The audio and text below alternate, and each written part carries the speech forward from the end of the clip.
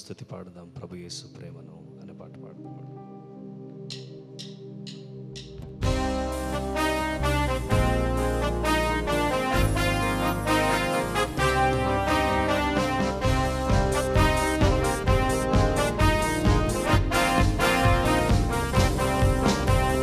పాడుదాం స్తుతి పాడుదాం ప్రభు యేసు ప్రేమను, పాడుదాం కొనియాడుదాం కలువరి ప్రేమను.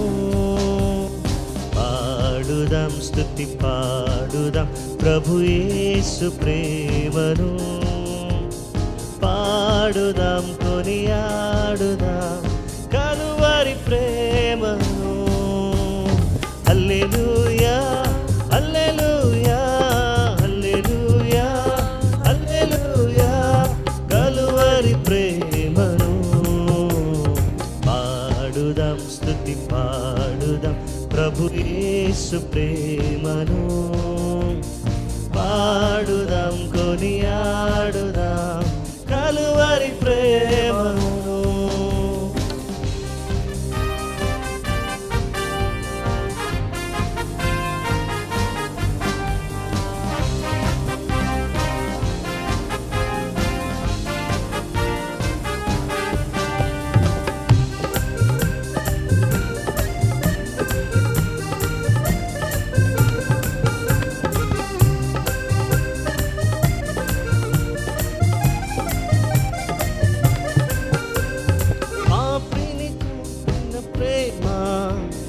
కలువరి ప్రేమ, రోగిని చేరిన ప్రేమ, కలువరి ప్రేమ, పాపిని కోరిన ప్రేమ, కలువరి ప్రేమ, రోగిని చేరిన ప్రేమ, కలువరి ప్రేమ.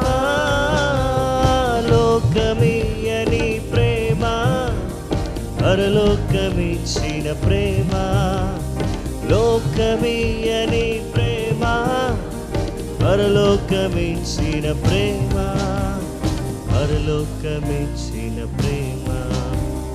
పాడుదాం స్తుతి పాడుదాం ప్రభు యేసు ప్రేమను, పాడుదాం కొనియాడుదాం కలువరి ప్రేమను.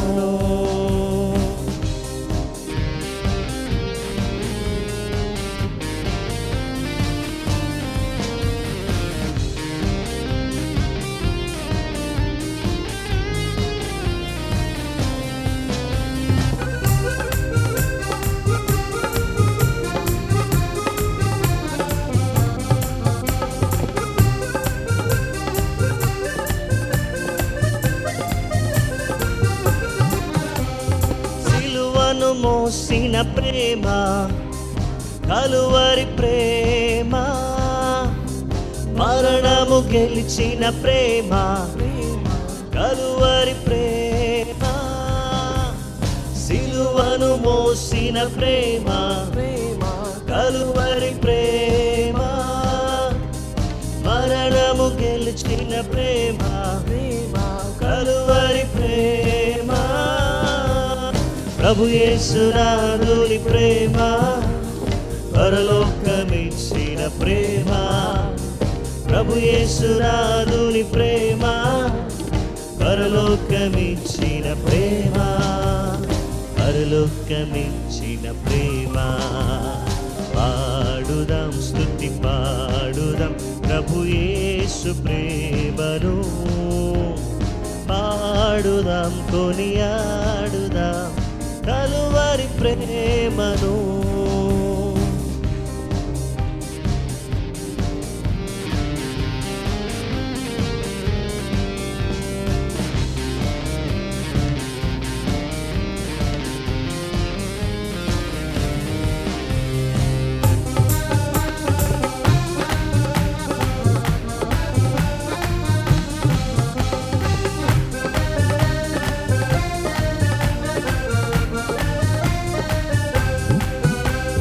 వరములనిచ్చిన ప్రేమ, కలువరి ప్రేమ, ఫలములనిచ్చిన ప్రేమ కలువరి ప్రేమ, వరములనిచ్చిన ప్రేమ కలువరి ప్రేమ, ఫలములనిచ్చిన ప్రేమ కలువరి ప్రేమ, కరుణామయుని ప్రేమ పరలోకమిచ్చిన ప్రేమ, కరుణామయుని ప్రేమ పరలోకమిచ్చిన ప్రేమ, పరలోకమిచ్చిన ప్రేమ.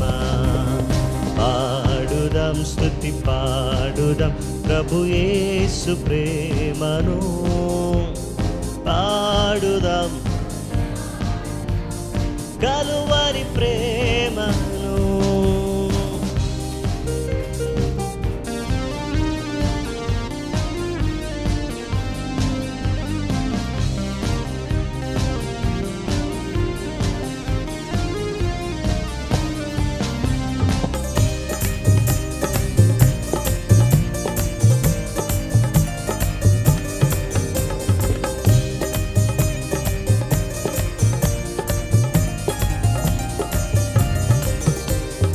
అలలపై నడచిన ప్రేమ కలువరి ప్రేమ, కరములు చాచిన ప్రేమ కలువరి ప్రేమ, అలలపై నడచిన ప్రేమ కలువరి ప్రేమ, కరములు చాచిన ప్రేమ కలువరి ప్రేమ, మహిమను చూపిన ప్రేమ పరలోకమిచ్చిన ప్రేమ, మహిమను చూపిన ప్రేమ పరలోకమిచ్చిన ప్రేమ, పరలోకమిచ్చిన ప్రేమ. పాడుదాం స్తుతి పాడుదాం ప్రభు యేసు ప్రేమను, కొనియాడుదాం కలువరి ప్రేమను. పాడుదాం పాడుదాం ప్రభు యేసు ప్రేమను, పాడుదాం కొనియాడుదాం కలువరి ప్రేమను. హల్లెలూయా హల్లెలూయా హల్లెలూయా హల్లెలూయా, కలువరి ప్రేమను. పాడుదాం స్తుతి పాడుదాం ప్రభు యేసు ప్రేమను, పాడుదాం కొనియాడుదాం కలువరి ప్రేమను. పాడుదాం స్తుతి పాడుదాం ప్రభు యేసు ప్రేమ,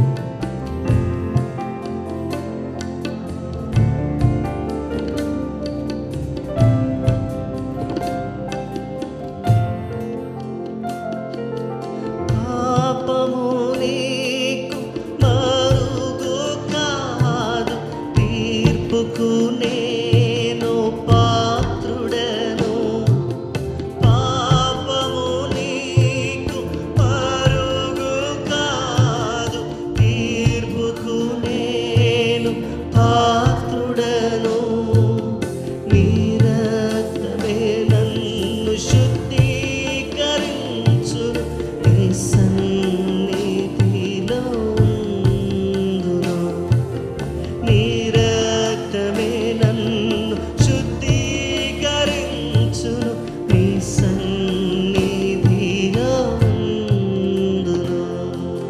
యేసే నాకు అందరిలో నా ప్రియుడు. క్రీస్తే నాకు అందరిలో నా ప్రియుడు.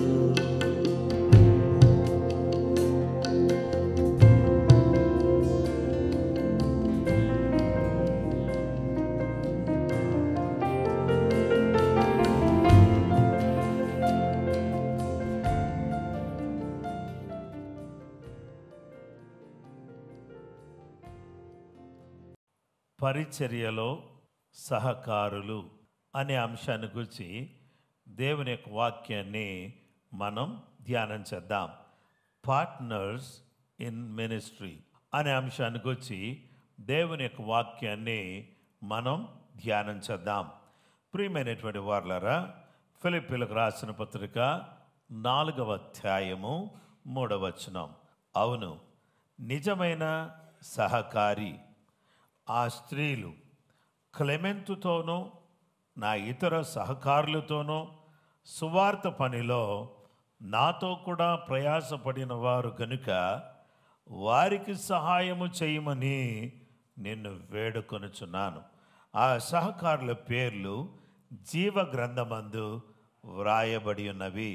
And I ask you, my true partner, to help these two women, for they worked hard with me in telling others the good news. They worked along with Clement and the rest of my co-workers, whose names are written in the book of life. Partners, భాగస్వాములు, సహకారులు. ఆయన ఈ సహకారులను ఆయన ప్రేమించేటటువంటి దేవుడుగా, ఆ సహకారుల విషయంలో దేవుడు చేసే కార్యాలను బట్టి మనము ఎంతో దేవుని స్తుతించి దేవుని ఘనపరచవలసిన వారిగా ఉన్నాం. ఈ సందర్భంలో ఆయన వాక్యం మనకు తెలియజేస్తున్నటువంటి సత్యం ఏంటంటే, సహకారులు, కోవర్కర్స్, పార్ట్నర్స్, సపోర్టర్స్ అనేటటువంటి వీరు పౌలు గారి పరిచర్యలో ఎంతో గొప్ప సహకారాన్ని అందించినటువంటి వారుగా మనకు కనబడుతున్నారు. బైబిల్ గ్రంథంలో 3 సందర్భాలు ఈరోజు మీకు జ్ఞాపకం చేస్తా. మొదటి సందర్భం అద్భుతం, మిరకల్. ఈ యొక్క అద్భుతం అనేటటువంటి దాన్ని మనం ఆలోచన చేస్తే నిర్గమకాండం 17వ అధ్యాయం 15-16 వచనాలు. తర్వాత మోషే ఒక బలిపీఠము కట్టి దానికి యెహోవా నిసి అని పేరు పెట్టి, అమాలేకీయులు తమ చేతిని యెహోవా సింహాసనమునకు విరోధముగా ఎత్తిరి గనుక యెహోవాకు అమాలేకీయులతో తరతరములకు యుద్ధమనెను. మోషే built an altar, called it Adonai Nissi.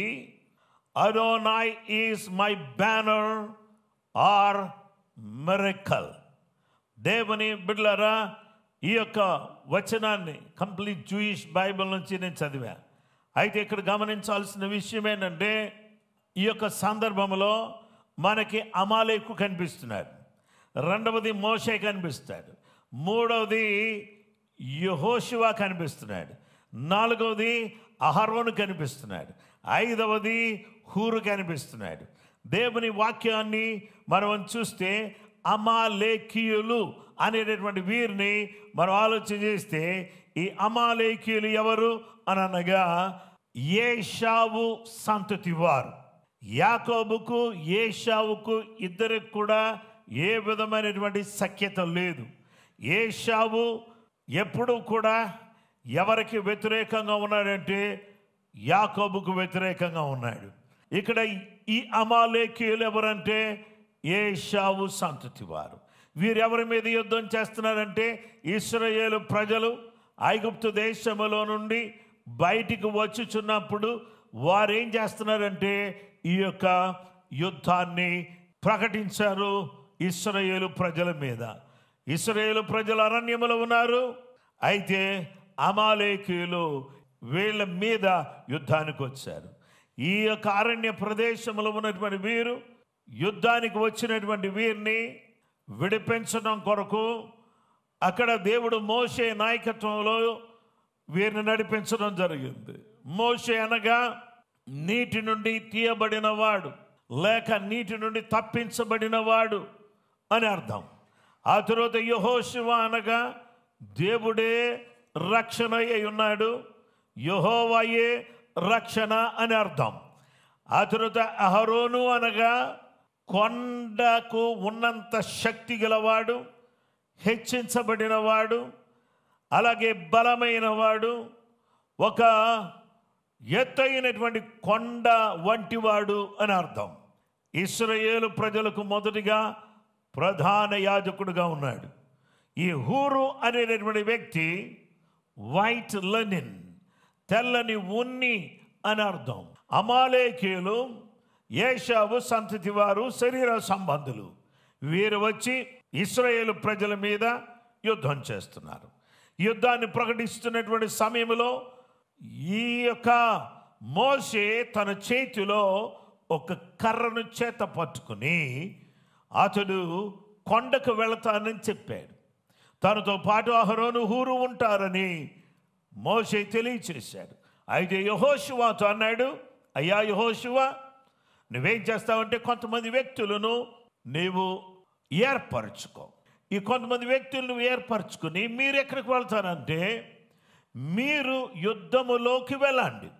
అంటే మీరు యుద్ధ భూమిలో మీరు ఉండండి, నేనేమో అహరోను హూరు మేము ముగ్గురం కొండ మీద ఉంటాం. కొండ మీద మేము, మీరేమో యుద్ధ భూమిలో మీరు. అయితే ఎవరిని యుద్ధానికి తీసుకెళ్తావు అని అంటే నీవు యుద్ధములో ఉండాలి. మోషే పరిచారకుడైనటువంటి యెహోషువ యుద్ధ భూమిలో ఉన్నాడు. ఏర్పరచబడినటువంటి వారు యుద్ధములో ఉన్నారు. ఈ యుద్ధములో ఉన్నటువంటి సమయంలో ఏం జరిగిందంటే నిర్గమకాండం 17:9 మోషే యెహోషువతో మన కొరకు మనుషులను ఏర్పరిచి వారిని తీసుకుని బయలు వెళ్ళి అమాలేకీయులతో యుద్ధము చేయము. రేపు నేను దేవుని కర్రను చేత పట్టుకొని ఆ కొండ శిఖరం మీద నిలిచేదను. దేవుని బిడ్డలారా, నేను కొండ శిఖరం మీద కర్ర పట్టుకొని నిలుస్తాను అని అన్నాడు. ఈ కర్ర దేనికి సాదృశ్యంగా ఉంది? దేవుని బిడ్డలారా, ఈ కర్ర దేనికి సాదృశ్యంగా ఉంది అని అనగా ఈ యొక్క కర్ర ఒక కొమ్మగా, ఒక గోత్రానికి సాదృశ్యంగా, ఇది శిక్షించటానికి, సరిచేయటానికి, పరిపాలించటానికి, ఇది నడవటానికి, ఇదేంటంటే ఏ సపోర్ట్ ఆఫ్ లైఫ్. ఈ కర్ర జీవితానికి మూలాధారమైనటువంటిది గాను ఇది మనకు కనబడుతుంది. దేవుని ఒక రొట్టె ఏ విధంగానైతే జీవం ఇస్తుందో ఈ కర్ర ఏ విధంగా ఉందంటే అది జీవమును ప్రసాదించేదిగా ఉంది. ఇక్కడ మోషే కొండ మీద ఉన్నాడు. కొండ మీద ఉన్నప్పుడు అతడు చేతులు పైకెత్తి దేవుని సన్నిధిలో ప్రార్థన చేస్తున్నాడు.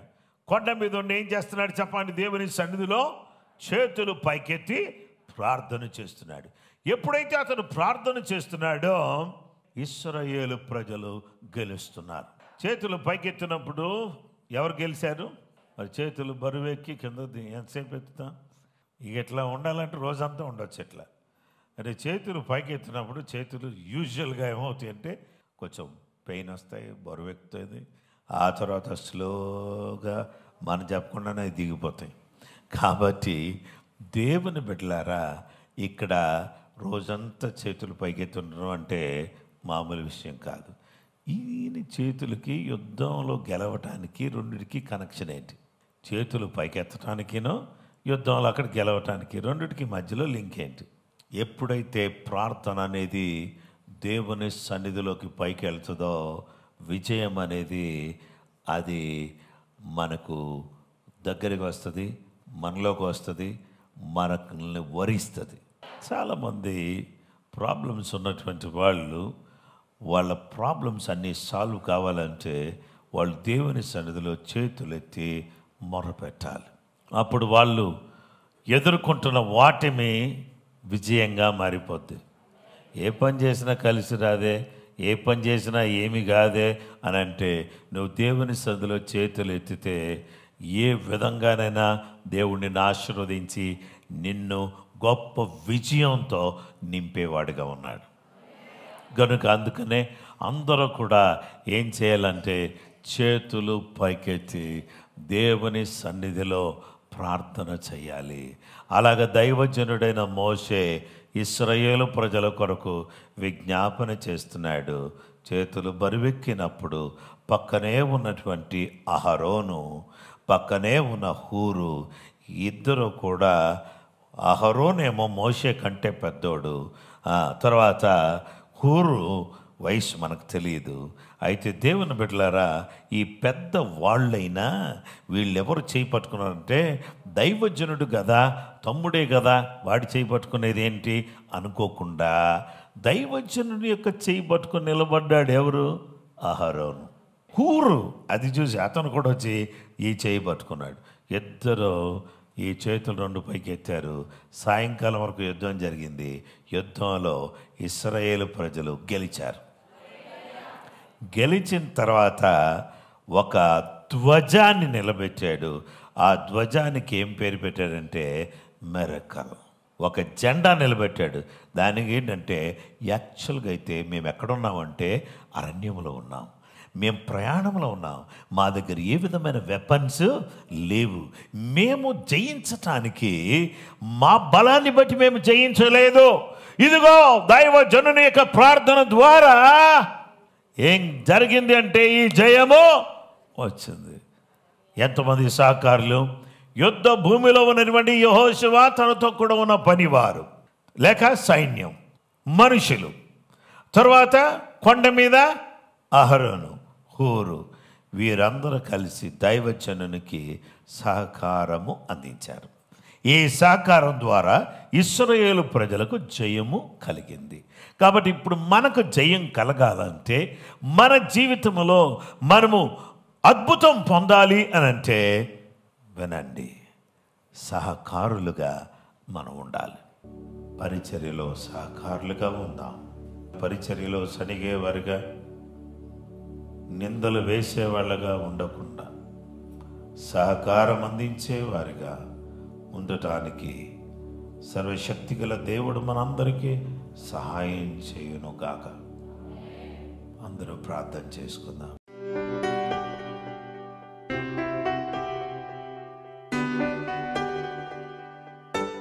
మేము ప్రార్థించడానికి సహాయం చేయి. ఓ మమ్మల్ని నీ కృపతో నింపు నాయనా. నాయనా, మీ యొక్క కృప మాకు దయచేయి. ఒక యెహోషువ వలె మేము నిలబడడానికి సహాయం చేయి. యుద్ధములో నాయనా నాడు ఏర్పరచబడిన వ్యక్తులు నిలబడినట్టుగా నిలబడడానికి సహాయం చేయి. అహరోను వలె నిలబడడానికి సహాయం చేయి. హూరు వలె నిలబడడానికి సహాయం చేయి. ఆంద్రేయ వలె నిలబడడానికి సహాయం చేయి. చిన్నవారి వలె నిలబడడానికి సహాయం చేయి. హల్లెలూయా, హల్లెలూయా, హల్లెలూయా. పౌలుకు శీల వలె మేము నిలబడడానికి సహాయం చేయి. ఓ క్లెమెంట్ వలె స్త్రీలు పరిచర్య చేసి సువార్తను అందించిన స్త్రీల వలె నిలబడడానికి సహాయం చేయి. జీవ గ్రంథంలో పేరు కలిగిన వాళ్ళకి సహాయం చేయి. యేసయ్యా, అద్భుతమైన కార్యం చేసి ప్రతి బిడ్డను ఆశీర్వదించండి. నూరొంతులుగా నీ బిడ్డలు బలపరచండి. ప్రతి కుటుంబం విస్తరించును గాక, ప్రతి కుటుంబం వర్ధిల్లుదురు గాక, ప్రతి బిడ్డ కూడా ప్రార్థనాత్మతో నింపబడును గాక, చీకటి క్రియలని దూరం చేయబడును గాక, ప్రతి బిడ్డ ఆత్మతో నింపబడుదురు గాక. బలమైన పరిచర్య చేయడానికి కృపని బిడ్డలకు అనుగ్రహించమని యేసు నామములో అడుగుచున్నాము తండ్రి. మన పరమ తండ్రి దేవుని ప్రేమ, కుమారుడైన యేసుక్రీస్తు ప్రభు వారి యొక్క కృప, పరిశుద్ధాత్మ దేవుని సన్నిధి, సహవాసము, ఆశీర్వాదము ప్రతి కుటుంబానికి సదా తోడై నడిపించును గాక.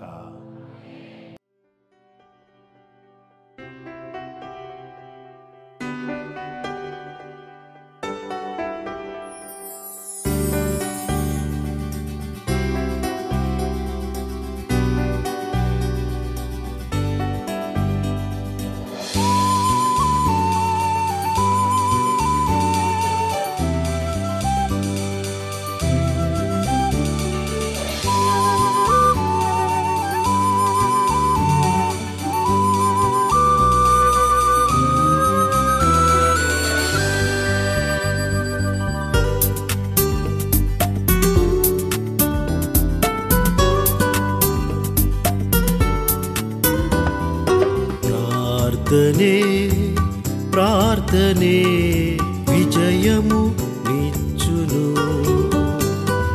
ప్రార్థనయందు ఆసక్తి కలిగి ఉండుము.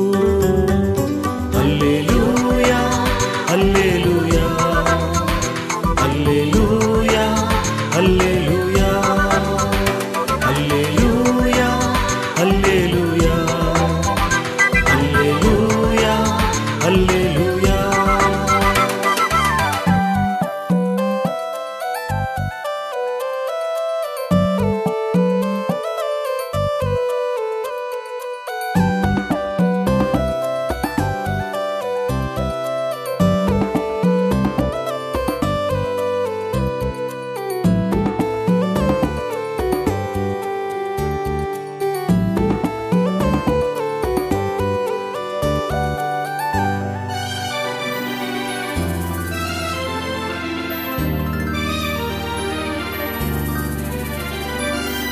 పెనూయేలులో యాకోబు ప్రార్థించగా కన్నీటిని తుడిచి ప్రభువు దీవించెగా. పెనూయేలులో యాకోబు ప్రార్థించగా కన్నీటిని తుడిచి ప్రభువు దీవించెగా. నీ పేరు ఇశ్రాయేలు, నీ భాగ్యము బహు గొప్పది. నీ పేరు ఇశ్రాయేలు, నీ భాగ్యము బహు గొప్పది. ప్రార్థనే